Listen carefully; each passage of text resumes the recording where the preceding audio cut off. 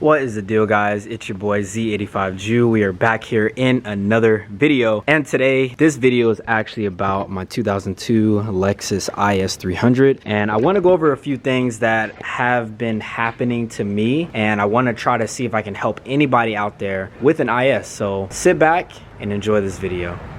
So one of the first things that have been going on with me in this car, as I sit inside, put the key in, and let's turn it on. So we'll turn it on, we'll let everything kind of cut on. Excuse the check engine light, I am attending to that, I promise. But as soon as I press the brake pedal, you guys see what light comes on right there. That is the brake light, I guess, for this car. And the reason why that is cutting on, if I walk to the back here, you guys will see that the rear end of this car, I actually do not have the OEM tail lights. These are actually LED tail lights, and that is actually going to be our problem. So what the cause is, LED actually draws a little bit more current than like a regular bulb does. Guys, excuse me, I'm editing this video right now, but this part in the video is actually wrong. LEDs are low voltage, so they draw less current, which is basically opposite on what I'm saying. So disregard that. I do apologize, but yeah, LEDs are low voltage, so that's why that light is coming on, because it's thinking that it's out or something just because it is so low voltage. So excuse this part right here. So the fact that this car has LEDs in the rear, it's triggering that light up front. So don't be alarmed if this is happening to you. I know a fix. Just follow along in this video. And actually, for quick reference here, my neighbor actually has an IS as well, and you can see his taillights right here, and these are not LED, so there is a difference. The first things you guys are want to do is go ahead and pop your trunk. You're gonna want to clean out everything you have in here. Luckily, I don't have a lot of stuff. Let's go ahead and take out everything. All right, so once you have everything out of your trunk, you have access to all of the stuff in here. And the reason why we want that is because behind this panel right here, there's actually kind of like an ECU for the brake lights. So it's kind of like I guess an ECU brake light fail safe type of switch. So what you're gonna do, you're gonna go ahead and take everything out. You're gonna take this floor mat out. Once you get the floor mat out, it's gonna look like this inside. You're gonna have this little like tool kind of a compartment thing. So you're gonna actually take this out as well. Okay, perfect. So we have both of those out. With both of those out, this is what the trunk looks like. You can see where the spare tire is, and it's kind of actually funny. It's my first time actually seeing the spare tire in this car, so it's cool to know that it actually has that. Anyways, you can see that, but now we have access to be able to kind of take off these little like push-in things right here, that the fasteners, I guess you would call it, that kind of secure this to the side. You only need to do that to this side though. You can actually leave this side alone. It's just the left side that you need to take out. So I'm gonna go ahead and take out all of these fasteners. I think there's one here, looks like there's one here, and that may be it. We just need to basically fold it down. So let me try to go ahead and do that right now. Once you pop your 3 clips out, this is what they look like right here. And also, just a little FYI, if you guys don't have this little tool right here, this makes it really easy to, you know, just go ahead and pop clips off. You can just put it in right under it and then just pry out, and it just kind of helps you in preventing from breaking clips. So just a little FYI right there. But once you do get that out, you can actually bend this down just kind of gently. So yeah, we're gonna bend it down. And basically behind is kind of hard doing with I guess like one hand, but behind here, so on the back side where my hand is, there's an actual ECU control module. Let me see if I can show you that box right there. So with that white connector, that's actually what we're gonna get out. So there is a clip right here where my finger is. I don't know if you guys can see that. We're gonna pinch that and get that to pop out, and I'll show you once we actually have it fully out. I think we're actually gonna pop this one out as well, just to have a little bit more leverage so we can pull it all the way out, but I'll let you guys know. So we ended up getting that clip out that was all the way over there. Instead of taking that top one out, we're actually gonna pop, it's kind of hard to see, but there's a black clip that's right here. I don't know if you guys can see, but it's literally right here, right at the bottom instead. So we're gonna pop that one out because that's what this is attached to, so that way I can actually pull this thing all the way out here. So you don't need to take that top one off. So with both of those clips removed, you guys can see that there's one right there, and there's actually one right here as well on the actual box. You can actually get to the back of this connector here. So we're gonna unplug this, and we're actually gonna de-pin one of these wires. It's gonna be the 4th wire. What we're doing and why we're doing that is because that is the ground wire, and basically that's not gonna send signal to the ECU from this box to trigger that our tail lights are aftermarket LEDs. So I'll show you once I get this unplugged, and I'll show you how to de-pin it. Also, really quick, with this box removed, if you look on the back, it actually says lamp failure.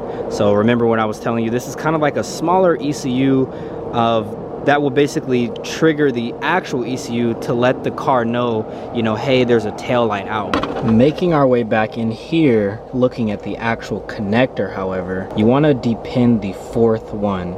So when you're looking at the face of this connector, it reads from left to right. So you have 1, 2, 3, 4, and then 5 all the way at the top. The one that we're going to be doing is the 4th one, which is actually this one right here. So if you flip the connector around, it's actually the only one here at the top. The color is brown and green. So we're going to de-pin that, and how you want to do that, you basically want to lift this bottom piece up first. There's a piece here at the bottom. You're going to lift that up. After you do that, you're going to be looking in here in the connector, and there's basically a white pin. You're going to pry that down, and when you do that, you're going to pull out the connector. You want to be gentle when you do this. Also, another tip, when you're de-pinning something, you want to make sure you push the pin in further, because by doing that, you're actually relieving pressure off of that little fail-safe switch kind of thing in there, you know? All right, took me a little bit longer than expected, but I did get the pin out, and also I did end up cutting myself. But this is what I ended up using. I used like a little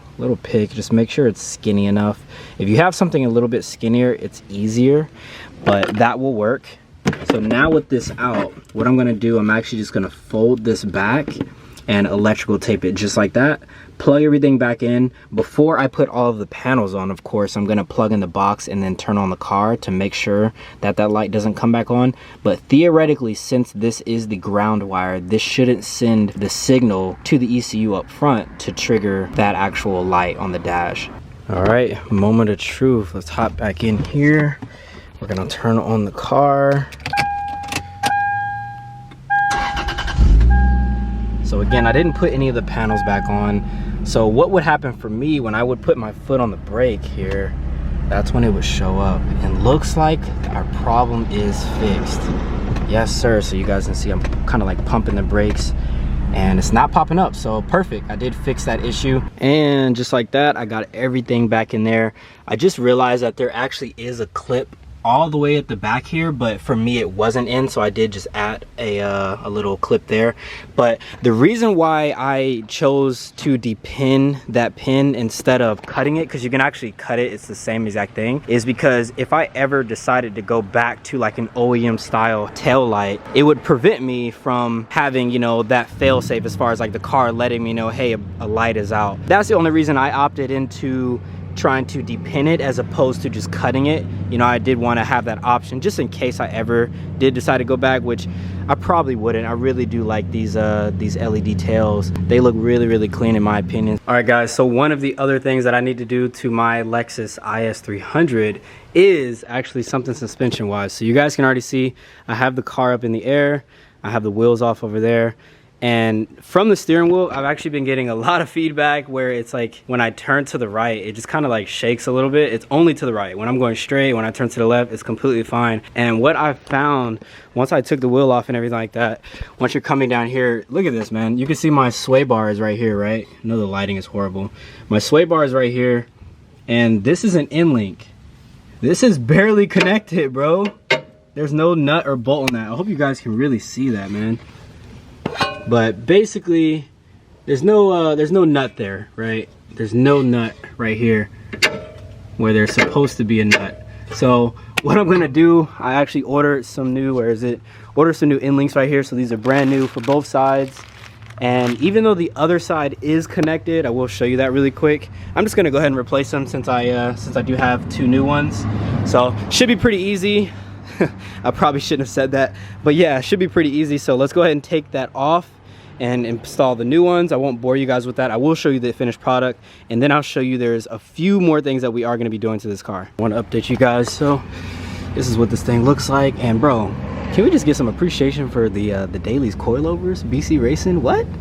Anyways, got the new in-link in there connected to the sway bar. So this was the side originally that was messed up on. Got it tightened on the top and the bottom, so we are good to go on this side. I'm gonna move on the other side, but first I wanted to show you what it looked like. So this is the bad one on the left, and then this is the good one on the right. So my problem was the bottom was connected correctly, but the top, this whole stud would actually like move. So you can see that it's like moving right here as I twist that, and that's not supposed to happen. So definitely wanted to replace these. So hopefully the steering feels a lot tighter now.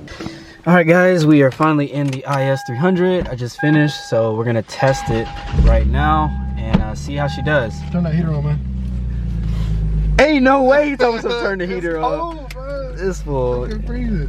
NorCal will be like, but anyways, yeah. I can actually already, I know we're not driving, but I can already feel a difference, because again, when I would pull it to the right is where I would like kind of feel that like clicking sound. So I'm excited, man. I hope that it fixed it. Ain't no way, bro. I already feel the coldness, bro. Ain't no. Got the AC on, bro. Yeah, earlier was like hot. 67 degrees out here.